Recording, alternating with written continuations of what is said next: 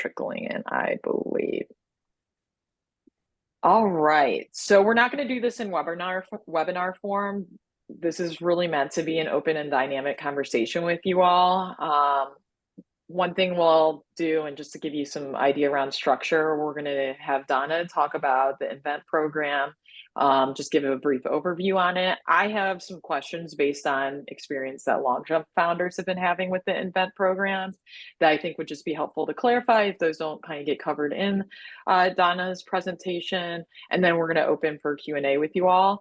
If you have a question prior to that open Q&A, like you see something in Donna's presentation that you want some clarification on, or while we're having kind of our moderated Q&A, feel free to put that into chat. I'll be kind of moderating chat and asking those questions as we go. So just in case I know something's gonna be coming. Once we get to the open Q&A, we'll just use the hand raise function so you guys can ask your questions one-on-one. For those of you who are not familiar, my name is Tina Harback. I am head of platform at LongJump. LongJump is the most active investor in pre-seed Chicago-based companies in the city right now. We write $100,000 checks on an application basis. We have applications that are open to May 31st right now, if you're interested in getting into our next application deadline. Donna has joined us from the DCO office and runs the Invent program. She's going to go ahead and jump in and talk about that a little bit more. So I'll go ahead and turn it over to her. And just again, as a reminder, throw questions for now into chat and I'll moderate them. Awesome. Thank you, Tina. Thank you all for joining us this afternoon. So quick background, I started off in government, working for Mayor Daley, mayor of the city of Chicago. Spent a little time then at a nonprofit, and then pivoted to Oliver Wyman, a consulting company, where I met a healthcare partner who then introduced me to the world of VC. So I spent my last position was at Seven Wire Ventures, a local VC in Chicago. And so kind of this position as a venture capital program manager for the state was interesting because it kind of blended the two areas that I'm familiar with, government and venture capital. So the program, I started with the Department of Commerce in July of last year to launch this brand new initiative. And this program rolled out in October. So I will start to share some slides.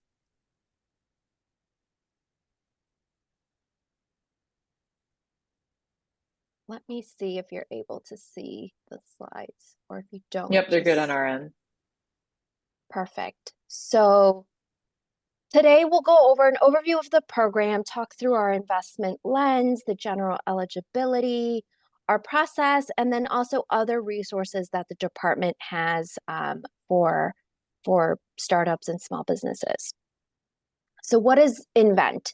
It is the Illinois Innovation Venture Fund, Invent for short. It's a $114 million fund that invests in startups, and it's direct equity investment. We're not doing a fund of funds model. The funds came through the U.S. Department of the Treasury's State Small Business Credit Initiative, SSBCI for short. This initiative came out of the American Rescue Plan Act, and it was originally established in 2010 to increase access to capital for traditionally underserved small businesses and entrepreneurs. And after the pandemic, the government reinstated this to create this new allocation, which is how this fund came to be. So every state receives some sort of allocation to run programs to support small businesses, and that could be a loan program, a fund of funds, or direct equity investment. And so Illinois decided to do we received $354 million in total. Half of that is allocated for this direct investment opportunity, and half is a loan program, which is Advantage Illinois, which I'll touch upon briefly later. So the Department of Commerce and Economic Opportunity, DCEO, is the we're administering this funding for the state of Illinois. And the idea is we're really trying to support founders and companies that have lacked access and exposure to venture capital funding. So with that, the Department of the Treasury has defined this bucket called socially and economically disadvantaged individuals. SETI is what we refer to it as short. And the businesses where 51% of its owners certify as socially and economically disadvantaged individuals. So I'll share this slide that kind of has the categories. It's a self-certification. So if you decide that some of these terms, this fits your company, you check a box on our form and basically attest that you are a SETI business. We understand that these not every company might fit this, and that there are communities in Illinois that lack access to capital that aren't covered within this area. So the department actually expanded on the tool by creating what we call capital disadvantaged business with two subgroups: the disproportionately impacted areas and historically underrepresented groups. Sorry, make this a little larger. And so if a company certifies as this, again, there's no like process. It's simply you check a form and say that this is you, and that your capital has been diminished. And what the self-certification does is it means that we'll be industry agnostic in considering your business. But if you decide not to certify as these, or if these just don't meet your company, as long as your company fits within one of the 7 key sectors aligned with the Illinois Economic Development Plan listed here, we are also, it also meets the eligibility. And a lot of the companies that we see, I mean, this is such a broad range that we're really trying to support as many founders as possible in Illinois. Okay, I want to stop and ask a quick question here. So this is being captured at application on your website when people are applying, correct? Correct. And then at the end, when we get to closing, as part of one of our we could call it like a side letter. It's a certification where you say, yes, this is what I submitted at time of submission. And when you say closing, you mean after the investment committee has decided to commit to investing? Correct. When we're actually ready Yeah. to make the investment, a company would basically say, yes, I signed this document that says I selected this at the on my submission. Okay, so this is an important thing that I know like a couple people have been asking is like, can I get investment if I'm not a SETI group? The answer is yes, if you fit into one of these sectors. So that's really important. You need to be one or both. You can't be neither. The other question I wanted to ask here is now slipping my mind, so I'm gonna go ahead and let you continue. Okay. Yep. But yes, that is a good point. It is, if you don't certify or prefer not to, that's fine as long as you fit within these sectors. And these are very broad sectors. So hopefully I do remember what my other question was. Yep. What does Illinois-based business mean to you all? Can there be like a Delaware C Corp or like, yes. Okay, so moving along to general eligibility. So the eligibility requirement is that the fundraising round is less than 20 million. The company must be structured as a C corporation. At time of submission, if the company is an LLC, that's fine. We'll still meet with the company and evaluate it, but we won't be able to present it to the investment committee until it is actually a C Corp. Um, and the company and its affiliates must be under 750 employees at the time of investment.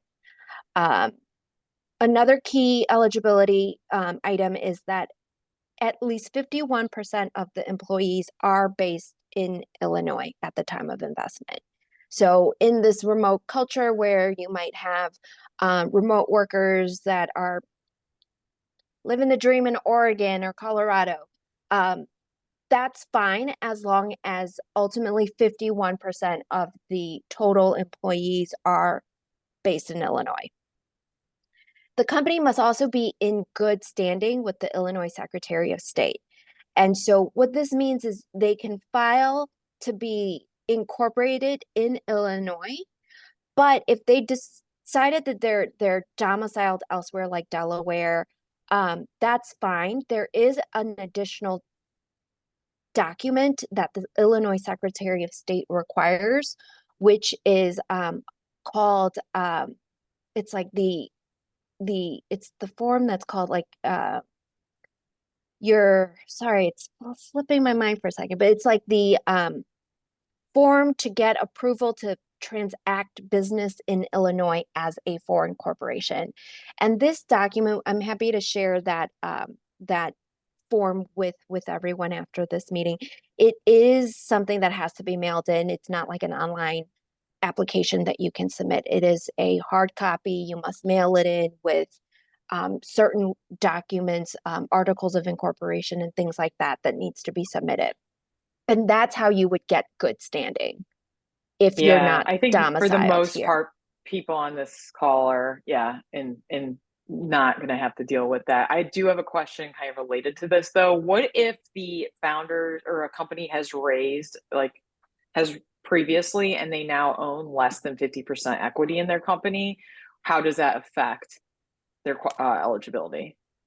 So if they've raised, so that just in terms of that would just mean that, let's say, is like this in terms of like the SETI component where they no longer have 51% meeting SETI. Because if if they don't Andy, you want to jump own, in? I'd love to. So we've raised several rounds of capital, and so now at this point, the combined ownership of the three founders is a little bit less than 50%. And so we could not confidently say that we fit the categories, but we're a minority essentially as far as ownership. And so so yeah. in that regard, does the company meet the sector focus? Yeah. Then that meets eligibility. Okay. Okay. Great. Um, Thank you. so then back to the eligibility, I stopped at principal place of business. So Tina, you were asking how do we determine where's your principal place of business? So typically this is your like headquarters.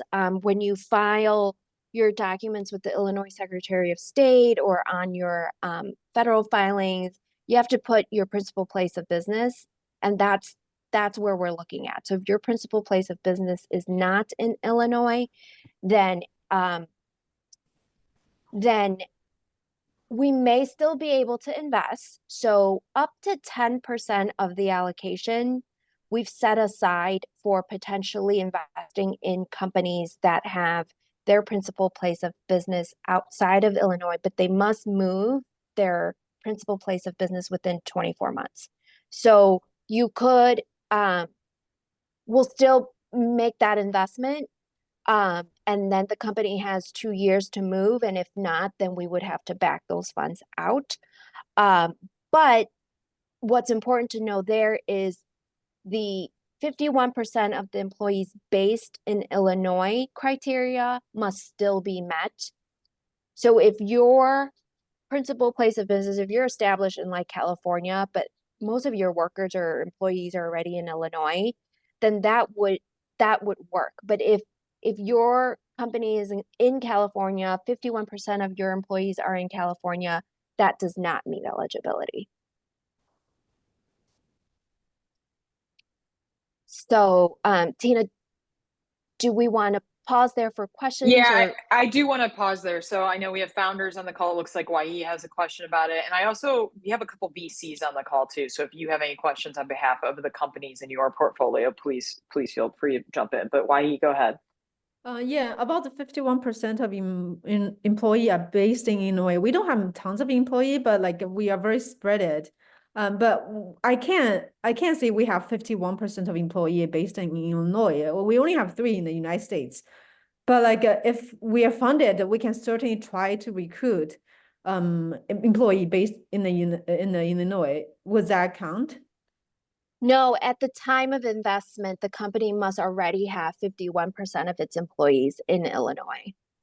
Is there a difference between part-time or contracted employees versus full-time employees for So categorization purposes? we're not counting contractors, so independent contractors wouldn't, but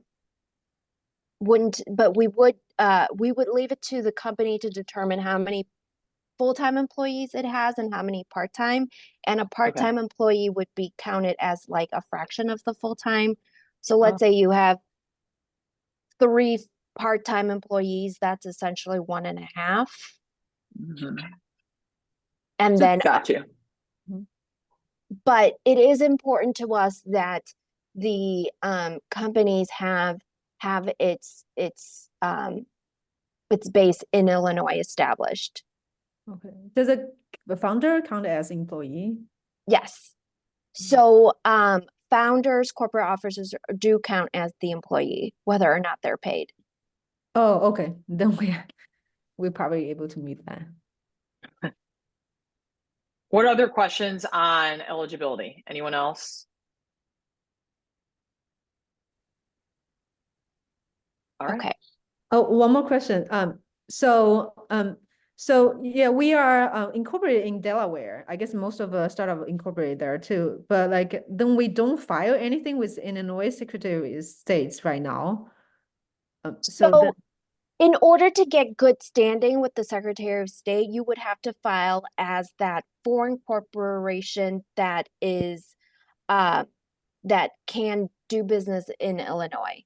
I can And get that's the that mailed form. Yeah. Yeah, with the Secretary of okay. State. Okay, interesting. Yeah. So we just need to file a form. That's it.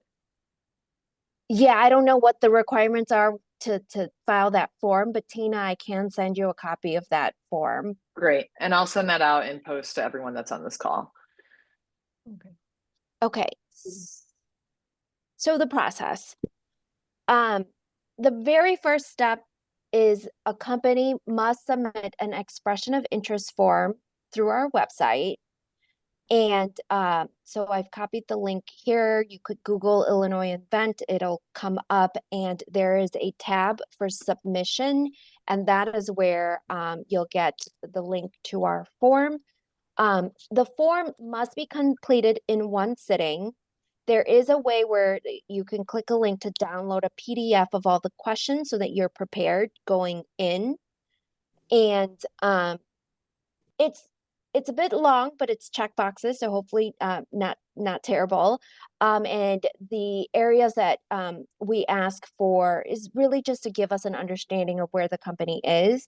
If, for instance, we'll ask about your fundraise. If you haven't fundraised, just put still working on it or in conversation. So nothing has to be, it's whatever you submit isn't the end all be all. It can be updated later on, but we just need to know what is the business and where are you guys at with your fundraise. It could be I'm not fundraising for another year, that's fine.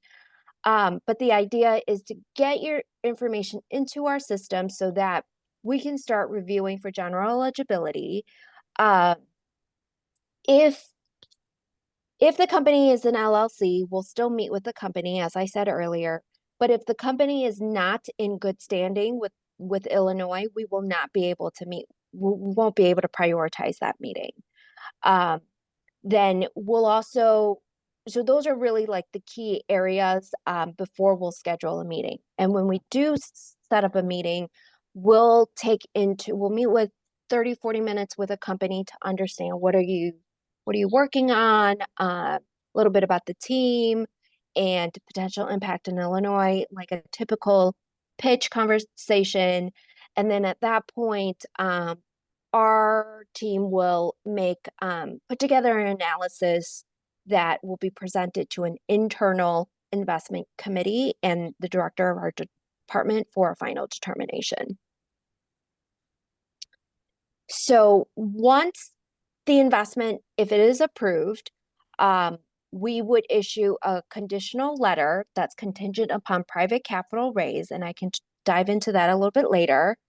The conditional letter can be used to shop for additional private capital or to finalize commitments from other investors who might not have crossed that finish line.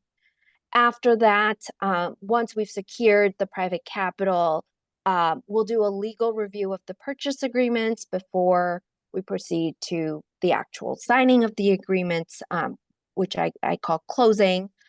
And the investment type can, so our check sizes will range from $10,000 to $6 million. And it can be in any form, preferred and common equity, safe, or a convertible note. The key piece that we'll talk about is the fact that the private capital match, in order for our fund to participate, we must have private capital that we catalyze. So the idea is that our fund should cause and result in like a dollar to dollar investment. So at minimum, every dollar that we invest has to have a dollar of new capital. So that doesn't mean that we'll invest 50% of a round, but it just means we can't be the only investor in a round.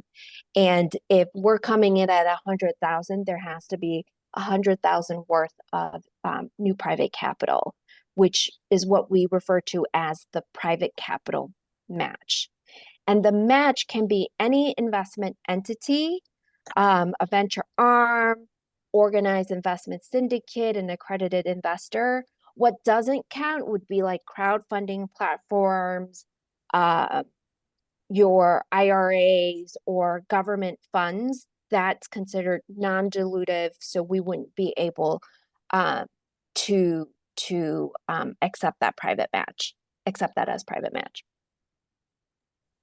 Can I stop? Okay, you're going to get into this slightly, but I want to stop on timeline really quick because by far this is the biggest misconception I am hearing from LongJump founders and just founders in the community that have asked about this program.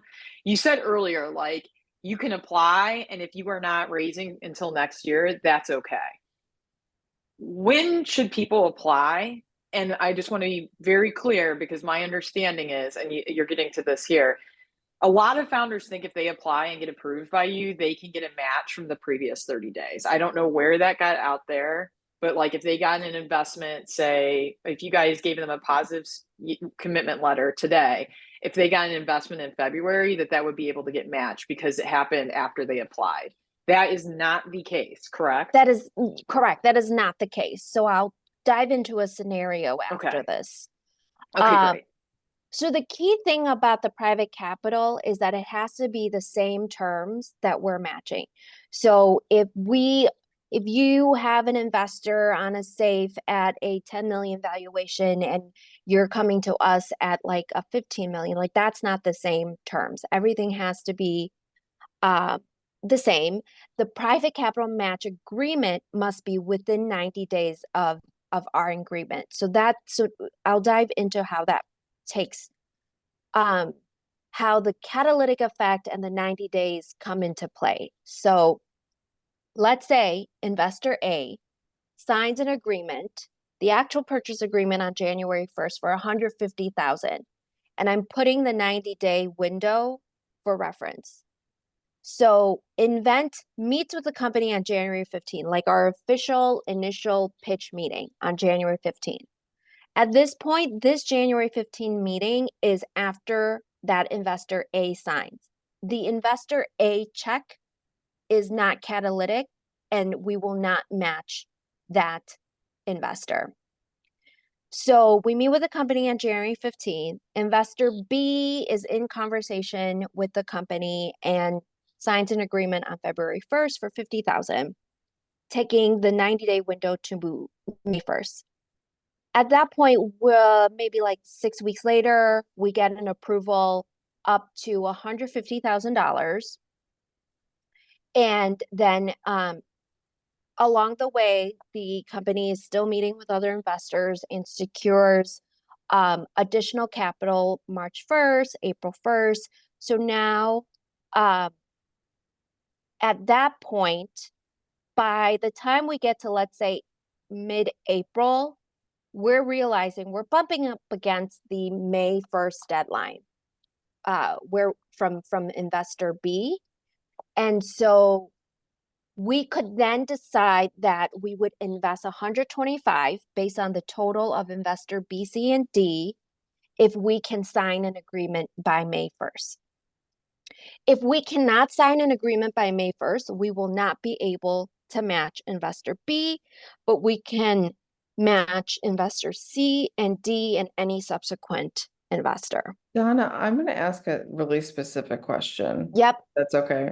So the average fundraising process takes 6 months, and it doesn't necessarily work this way. Like one investor doesn't sign on January 1st and then another sign in March, right? Most of the time you're getting commitments and you sign the day that you wire. Like it all happens at once. Mm-hmm. So is yours specific recommendation here that companies wait until they have a lead, call it 30 to 50% of a round committed, knowing that that won't be matched by Invent, but that the rest of the round could potentially be matched by Invent? Like, I guess I'm trying to ask you to work this process into the reality of how it works with investing, and when specifically within that 6 month to 9 month process a founder should apply. So the key part about the submission is we cannot demonstrate catalytic effect until we have that initial meeting.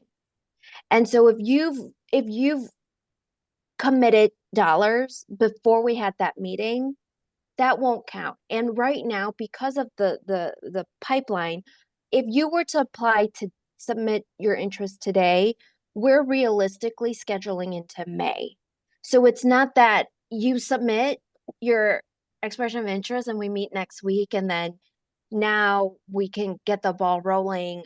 The key part is we have to have that first conversation first as a team to do an evaluation before we can demonstrate that catalytic effect. So that makes sense, but what happens if we have our conversation and I have a lead at that point, but it takes me 95 days to close the round? Then you don't match anything. So, because the 95 days might have nothing to do with you. I could be running an amazing fundraising process, but the diligence takes longer. yep. So whatever. The date where the 90-day window starts is the signing of the agreement. So if those investors haven't signed a SAFE, haven't signed a convertible note, haven't signed the actual priced agreement, if nothing's been signed, that 90-day window has not started. So a term sheet would constitute a signed agreement? No, not for us. Okay, the term sheet will not. These are the details that I think that most people don't understand, because and they're the nuances, right? So, okay. So a SAFE note does constitute, for obvious reasons, a signed document because they're committed because at it's that point. binding. Correct. And they're perhaps wiring, right? Because it's a rolling quote. A term sheet, so if you're raising a price round, a term sheet does not qualify. Does not count. Great. So you could match, in theory, a bigger round. You could match more dollars there if it's a price round. So I think a lot of these questions are really pertaining to a SAFE and a rolling close versus and maybe you guys should separate out how founders should think about them, because they are different, right? Yeah. The price round versus okay. So the SAFE is the one where it's a little bit trickier because it is rolling. Like we had one company that has been raising on their same SAFE for 2 years. Yeah. And we still have to count. So we have to report to Treasury what is the round size. And so the round size for that safe is 2 years worth because it's the same terms. So for us, the key with the safe is on the actual purchase agreement. So we'll say if a founder has been using the same safe agreement for the last year, and within within the 90 days in which we might participate, we'll start looking at who are those investors within the 90 days, and we'll look at that amount. And it's not that we're only matching one. We Yep. can match a couple to add up to the amount that we're willing to invest. Yeah. And then just to dive in a little bit to the amount, we will not be the largest check in a round. So if a founder's largest check is 100 and they have 5 25K commitments or 5 25K agreements, we're only going to match up to 4 of those because the largest check in that round is 100.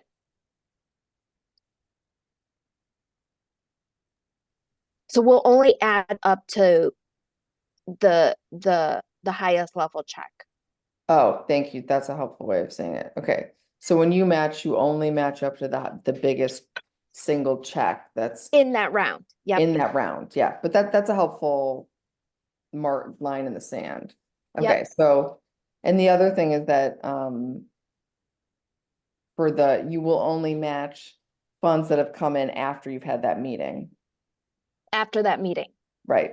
Okay. So for a safe, the safe does constitute the signed agreement. Then Yes. you have to have a meeting, and then you will match up to the biggest check of anything that comes in after that meeting's been held. Okay.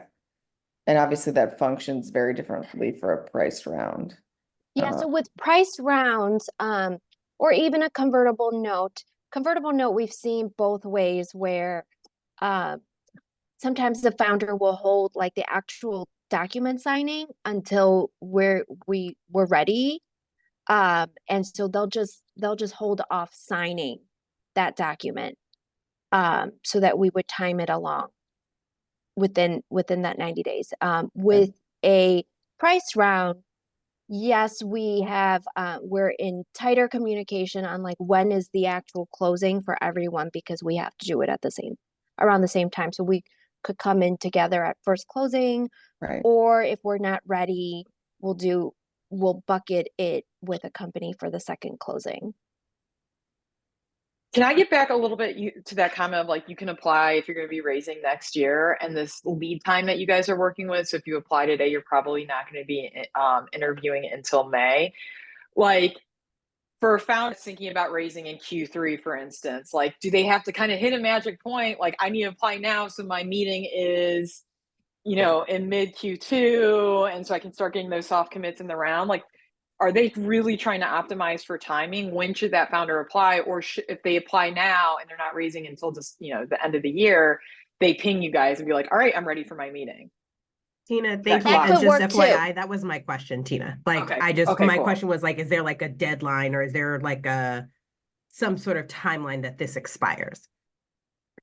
Yeah, so we have had companies come through and we'll offer a date in like May, and they're like, can we just push that back slightly? That's fine. But I can't, when you're actually getting agreements that are ready to sign and you want us to meet, I can't bump you at that point. So that's why it's important to at least get your information in the system. If you know you'll raise like sort of a general idea that it's a price round or a safe, some of those general questions that you can answer, that it's like you're looking at a 3 million raise, like put that in. If it changes, it's fine. We've seen someone raising 6 million and decided, let's just do 3. The form must be completed in one sitting. You can't save along the way, but it can be updated later on. So there is a way where we can trigger an update request and send it back to you to make changes. But the key is if certain things like if you're raising a 20 million and if you put it into our system, that at least we can come back to you and say, sorry, this isn't gonna work. But getting some of those basic details into the system would be helpful for us to even like understand what could be coming later on this year. What happens if like somebody applies and then they think their fundraising process is going to take a while, but all of a sudden they have somebody that's like, I'm ready to sign a check, and they haven't had their meeting yet? This happened to one of our founders, and they're like, they took the check, they need the money. Could she have been like, hey, I have somebody that really wants to write a check now. Is there any way to move my meeting up, like closer to now? We can't do that because everybody wants that. Yeah. Okay. On that note, are there ever like cancellations, like last minute, like for whatever reason, somebody can't make a meeting and you can We'll take somebody else's reschedule. spot? We'll reschedule. So we've seen a variety. We've talked to companies that were so early, and we've talked to them, and they have our contacts to keep us posted later on. We've had companies where most of the time, once they get scheduled, they kind of just keep the meeting. And then if at the time that we have our conversation, they are really super early in the process, that's fine. We just put them in another bucket to check in a few months. But at least we've had that initial conversation. And then to clarify just my question, but from what Tina had said, like after this event meets with company on January 15th, does this meeting or the approval, does that ever expire? Like, is there a time limit on that? No, the only date that we really have to think about is when an agreement is signed. And so if So that's the 90 days. Yep. And so like if you right now you need 500,000 left to finish your round, and you want us to finish that round potentially, then hopefully you haven't signed your last agreement yet, and we can potentially match that last agreement. But if you're still early in your conversation, then it's helpful to just have the meeting so that when you do have something ready to sign, one, we can already demonstrate the catalytic effect, and two, we're already in conversation moving things along. The investment committee meetings are also, we don't have a great cadence for them yet, but we'd like to move to a system where we understand sort of like, are these going to be every 2 months? Are they going to be monthly? Right now, we don't have that set schedule. We've had a backlog, so we launched in October, and then we saw an influx of interest. So we're getting through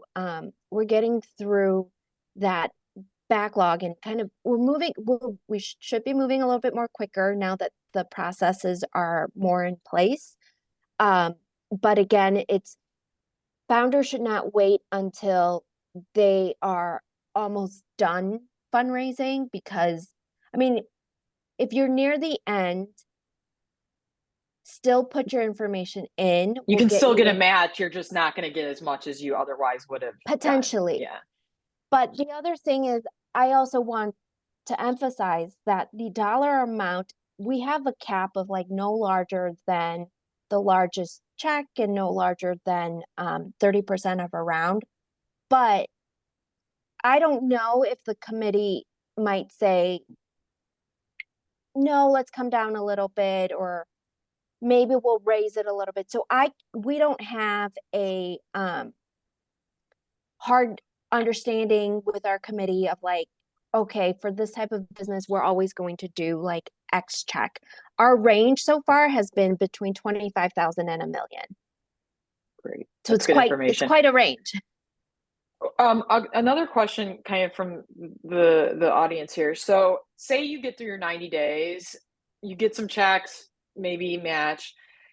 Investors can take a little bit, whether it's like an angel or for us, like there's times where we really want to get it done by a certain time, but something gets hung up. Say it comes in on like the 95th day. Can the founder reapply, or do they have one shot? And if they don't get everything in 90 days, it's done. So, can you clarify a little bit about the like things taking long? So for us, we cannot, we're not going to sign an agreement until there is the private capital that's confirmed. So if Yeah, that so say like investor, Andy, who's in the LongJump portfolio, say he's raising and he interviews with LongJump. He has a couple other funds, M25, Fifth Star, etc.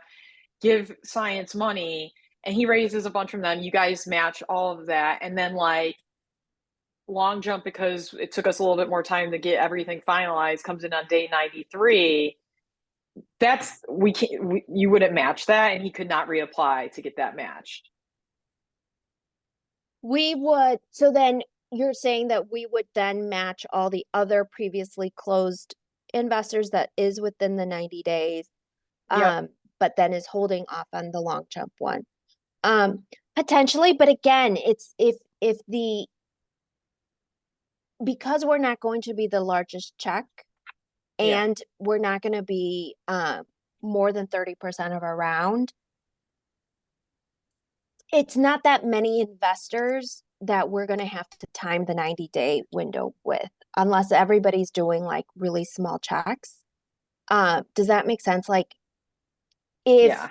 if we're coming in at like 300,000, that could be one investor, it could be three, could be five. And so it seems I like gotcha. we should be able to time it in a way where it's that we'd be able to meet that 90 days. Okay. All right. And the person that asked that answered their question, so we're good. Anybody else have any questions about this? Because I know this timeline is, yep, Andy. Yeah, so I'm going to play super cynical rotisserie application here, which is, for example, maybe a company has 2 or 3 investors who are very excited about their traction and say, we think it might not be a bad idea to do a seed extension. So we're all interested in doing that. If we don't have a solid commitment from them to do that, but we think that your matching contribution might push them over the edge, is that the time to engage with you if we circle back and said, hey, we actually should do the seed extension because I think we might be in contention for the invent matching from state of Illinois? Is that a manner in which you expect or would like to see companies leverage this program? Because I don't want to use it to take money that could go to another founder if that's not the intent. But so the intent is to support founders who have difficulty raising lacked I'm very access to. old, so yes, I do. We have seen companies who have raised before and are raising a seed extension and couldn't get, I mean, they had a couple investors just dancing around. Nobody's like, hey, I'm in. We issued a conditional letter and they secured their lead investor. And so that does happen and it can happen. And it is that catalytic effect that we dreamed of, I guess. Great. Yeah, I So mean, because we're a very diverse ownership group, and we love creating opportunities for people in Illinois, and we keep doing it over and over. And so I know we're working within the spirit of it, but I also wanted to expose to you that that's what's running around probably in some people's heads is like, hey, this is actually a really great opportunity because we can use this to motivate other people to say, yeah, let's do this round now because we might have this resource. yep, and just to clarify, this isn't like a one first time, first come, first serve, one time, like within this year, we're looking to spend all this, the entire fund so that you have to do it, you have to raise now just to tap into it. That's not the intention of the program. Right. We are trying to make sure that we can extend this pool of capital as long as we can so that by the time we are on our last check that we have some returns that can really build upon the future of the program. So we're not planning to spend this entire amount. So if like, I wouldn't want you to expedite a raise just to try to meet our program. Sure. Thank you.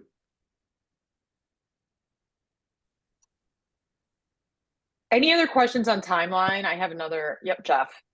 Yes, and so I'm clear. After your first meeting, there is a way that you get commitment prior to filling out the round. There's only commitment, like if I, to your point, speaking about that catalytic effect, being able to go to other investors and say, hey, we may be able to, it's looking good, or we may be also getting Illinois Invent to help close out our round. Is there any type of notification that you guys give us to say, hey, we are in prior to us getting all those dollars in? So when we meet with the committee, once that's when we'll really be able to say, yes, we will make an investment contingent upon private capital, or no, unfortunately, we will not be making an investment at this time. So until that committee meeting happens, we won't have any decision on next steps. But that conditional letter would be, it's not that once the committee agrees, it's like, all right, you have 90 days to find us an investor. It's now you can shop around if you need to, or we can time a closing around a window that works. So for instance, we've had a company that we approved in December, January. They haven't raised the full amount that they'd like to raise for us to match, and that's fine. They'll keep us posted and let us know when they have that capital secured, and then we'll work on the agreements and time it around the same time at that point. Gotcha. But in the meantime, you guys have already made a commitment to invest in them after the first meeting. After the committee meeting, we can Okay. make that commitment. Perfect. And that happens within 90 days of the first meeting. I can't guarantee that. So we're Okay. trying to set up a cadence, but it's typically about it wouldn't take 3 months for us to do that, but hopefully within 2 months we would get that approval or determination. Very much. Donna, we have 10 minutes left, and I do see some questions coming up. Do you mind if we go a little bit rapid fire with some things that are burning on people's minds? Yep. Quick question. Are there any reporting requirements post-investment? So you mentioned that you want proof that they're going to be able to generate jobs, et cetera, here.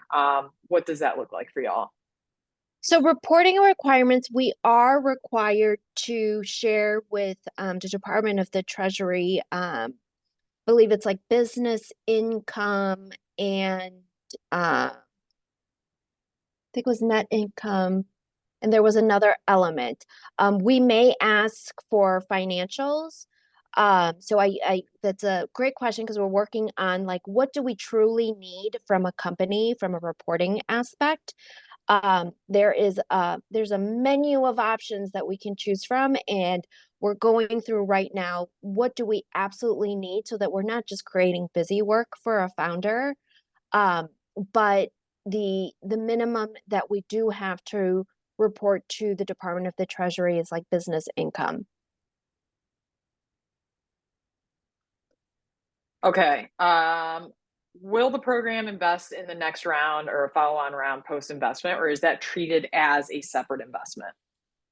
That would be separate. So we do plan to do follow-on financing, but the company would have to put that information in through the system again. Awesome, thank you. Otto, you want to ask this question about your round? Yeah. So I'm starting a pre-seed round soon. Interested in using Invent as part of that, but I saw as part of your match criteria, you're only looking for accredited investors. Friends and family don't count. There's a lot of people in my network that are accredited investors. Would their investment be eligible for match, or is that excluded? Yeah, so we would potentially match accredited investors. Okay, cool. So yeah, that what I took from that is like if you have friends and family around that includes accredited investors, that is going to be considered as a potential match. That's kind of what you're referring to. Yeah, like if they were related, I guess it doesn't matter as Sure. long as they're accredited. Cool. Perfect. Anyone else have like rapid fire questions? If not, I do want to just jump into the resources really quick. So as you consider your fundraise, there are tax incentive programs that might be helpful. So the Angel Investment Tax Credit Program, not sure if folks are familiar. This is something that you can use for your Illinois investors. So basically, a company would need to get qualified under this angel program. Once you're qualified, then your Illinois investors can obtain a tax credit up to 25% of their investment. The other opportunity is the Economic Development for a Growing Economy EDGE program for startups. This one is a little bit trickier. This one is more for companies that are really looking to grow a significant amount of their headcount. So if you're like in manufacturing or something and you know you're going to hire 100 employees in the coming years, then by getting this qualification, the company saves on employee tax withholding credits so that the company can save money there. This one, if there is interest in that, there is sort of requirement restrictions around like they want you to demonstrate that this program sort of caused you to stay in Illinois. So our team would work with you to determine if there are certain elements that would maybe disqualify you from meeting the eligibility. But this is really for startups that know that they will need a lot of employees and want to save on that employee tax withholding. Then there are grants that are available through, so if you get an SBI or STTR federal grant, you're eligible for a match from the state. There are also a number of federal grants that are available on our website that requires a little bit more research and just constant checking to see what might be available. But there are a lot of opportunities from the Department of Commerce that could be beneficial. And then finally, we also have a loan program. So Advantage Illinois is the other program that the SSBCI funds is supporting. This is one where we'll help lower the rate that you get from a bank. So if a bank qualifies you for a loan at 8% interest, we will support that interest and reduce it to a 2% rate. And if you are a climate related company, there is also a loan program specific to the environmental green business sector. So if you're interested in any of these and want more information, let us know. And that's it. Thank you so much. Thank you, Donna. I have another question for you Yep. from the group. We kind of covered this in a way, but just to be like super clear on what you guys are operating with right now. Once an application is submitted, when can founders expect to hear back? And do you want founders following up? When can they follow up? How would you prefer them to follow up? So in November, we had a new colleague join the team who has been really helpful in at least scheduling conversations. So after submission, once we do the review, we're trying to at least schedule that initial conversation so that you'll hear a little bit quicker. So initially, when we were getting submissions in November, we weren't able to respond with anything realistically till January, but we're doing a little bit better at reaching out for that initial meeting. It wouldn't be for tomorrow, wouldn't be for next month, but it is getting scheduled. And should founders follow up if they feel like it's been a long time?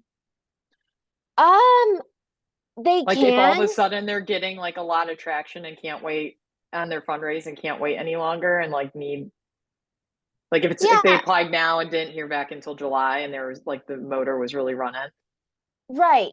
So if they put in their information now, we will schedule a meeting. They will hear from us before July.